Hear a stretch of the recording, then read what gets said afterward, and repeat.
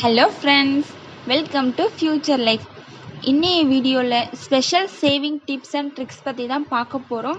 So வீடியோவை skip பண்ணாமல் முழுசாக பாருங்கள். 6 மாதத்தில் 30,000 எப்படி சேமிக்கலாம்னு சொல்லிட்டு தான் இந்த வீடியோவில் பார்க்க போகிறோம்.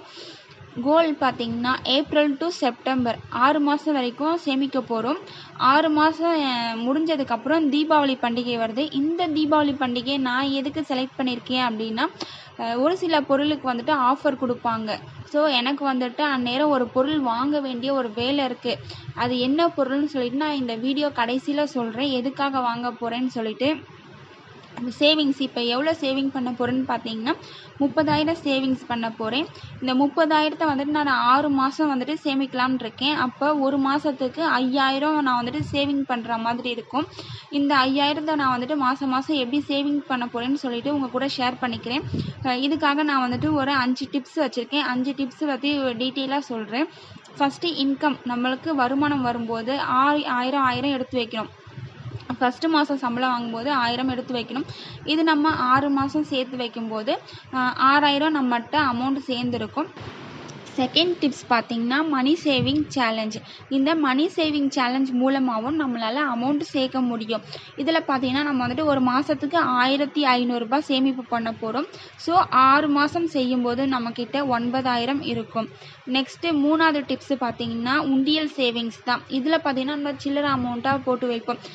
கடைக்கு போயிட்டு வரும்போது ஏதாச்சும் பொருள் வாங்கிட்டு நம்மகிட்ட இருக்கிற சில்லறை காசை வந்துட்டு நம்ம வந்துட்டு சேவிங்ஸ் பண்ணுவோம். இந்த மாதிரி சேவிங்ஸ் பண்ணும்போது ஒரு மாதத்துக்கு 500 சேவிங்ஸ் பண்ணுவோம்.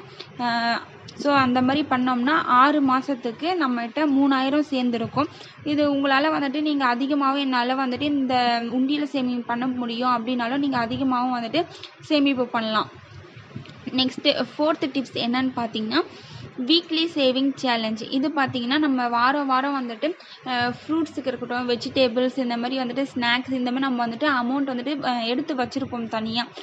இந்த மாதிரி அமௌண்ட்டில் வந்து நம்ம கொஞ்சம் மிச்சம் பண்ணி ஒரு வாரத்துக்கு 250 மிச்சம் பண்ணி எடுத்து வைக்கிற மாதிரி இருக்கும். ஸோ வாரம் 250 மிச்சம் பண்ணி எடுத்து வைக்கும்போது 4 வாரம் பண்ணோம்னா நமக்கு ஈஸியாகவே 1000 வந்துட்டு சேர்ந்துடும்.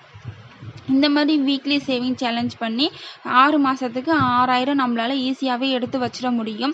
நெக்ஸ்ட்டு 5th டிப்ஸ் பார்த்திங்கன்னா மந்த்லி எக்ஸ்பென்சஸ். இது மந்த்லி எக்ஸ்பென்சஸ் பார்த்திங்கன்னா நம்ம வந்துட்டு கிராசரிக்காண்டி வந்துட்டு ஒரு லிஸ்ட்டு போடுவோம். இதுக்குன்னு சொல்லிட்டு ஒரு பர்டிகுலராக ஒரு அமௌண்ட்டை வந்துட்டு ஒதுக்கி வச்சுருப்போம்.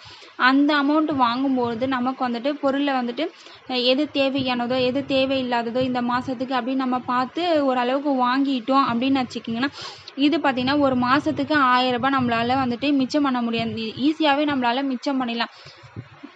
இந்த மாதிரி மிச்சம் பண்ணும்போது 6 மாதத்துக்கு 6,000 நம்மகிட்ட சேர்ந்துருக்கும். இது எல்லாமே பார்த்திங்கன்னா நம்ம வந்துட்டு பட்ஜெட் போடும்போது நான் பட்ஜெட்லேருந்து தனியாக எடுத்து வச்ச அமௌண்ட்டை பற்றி சொல்லலை. இது நம்ம பட்ஜெட் அதுக்கு நம்ம பட்ஜெட் தனியாக போட்டு வச்சுருப்போம். இப்போ ஃபுட்டுக்கு தனியாக போட்டு வச்சுருப்போம். நெக்ஸ்ட்டு பார்த்திங்கன்னா வந்துட்டு எமர்ஜென்சிக்கு தனியாக எடுத்து வச்சுருப்போம். உண்டியல் சேவிங் தனியாக எடுப்போம். நெக்ஸ்ட்டு பார்த்திங்கன்னா வெஜிடேபிள்ஸ், ஃப்ரூட்ஸு, இந்த மாதிரி ஸ்நாக்ஸ், இதுக்கு எல்லாமே நம்ம வந்துட்டு தனித்தனியாக அமௌண்ட்டை எடுத்து வச்சுருப்போம். இந்த மாதிரி தனித்தனியாக எடுத்து வச்ச அமௌண்ட்டில் இருந்து சேமித்து தான் வந்துட்டு நான் இந்த 30,000 வந்துட்டு சேமிக்கிறத பற்றி சொல்லியிருக்கிறேன் உங்ககிட்ட. இது பார்த்திங்கன்னா டோட்டலாக நம்மகிட்ட 30,000 சேர்ந்துருக்கும். இந்த 30,000த்துக்கு நான் என்ன பர்ச்சேஸ் பண்ண போகிறேன்னு பார்த்தீங்கன்னா கோல்டு காயின் தான் பர்ச்சேஸ் பண்ணலான்னு இருக்கேன். என்னோட மகளுக்கு பிறந்த நாள் வருது, அதுக்காக கிஃப்ட் பண்ணலான்னு சொல்லிட்டு நான் இந்த அமௌண்ட்டை இப்போலேருந்தவே சேவ் பண்ண ஆரம்பிச்சிட்டேன். ஸோ நீங்களும் வந்துட்டு இன்னும் சேவிங்ஸ் டிப்ஸ்லாம் இந்த மாதிரி ஸ்டார்ட் பண்ணலை அப்படின்னா வந்துட்டு நீங்களும் ஸ்டார்ட் பண்ணுங்கள். ஸோ கண்டிப்பாக எல்லோரோட லைஃப்லேயும் சேவிங்ஸ்ன்றது ரொம்ப இம்பார்ட்டன்ட். உங்களால் எந்த அளவுக்கு சேவிங் பண்ண முடியுமோ அந்த அளவுக்கு சேவிங் பண்ணுங்கள். ஏன்னா வந்துட்டு தொடர்ந்து கோல்டோட ரேட் இன்க்ரீஸ் ஆகிட்டே இருக்குது. ஸோ இன்னமும் இன்க்ரீஸ் ஆகும் அப்படின்னு வந்துட்டு சொல்லிட்டு இருக்காங்க. உங்களால் முடிஞ்ச அளவுக்கு கோல்டை பர்ச்சேஸ் பண்ண பாருங்கள். இந்த வீடியோ எல்லாருக்கும் பிடிச்சிருக்கும்னு நினைக்கிறேன். நீங்கள் இன்னும் இந்த சேனலை சப்ஸ்கிரைப் பண்ணலைன்னா மறக்காமல் சப்ஸ்கிரைப் பண்ணிவிடுங்க. லைக் பண்ணுங்கள், ஷேர் பண்ணுங்கள். தேங்க்யூ ஃபார் வாட்சிங்.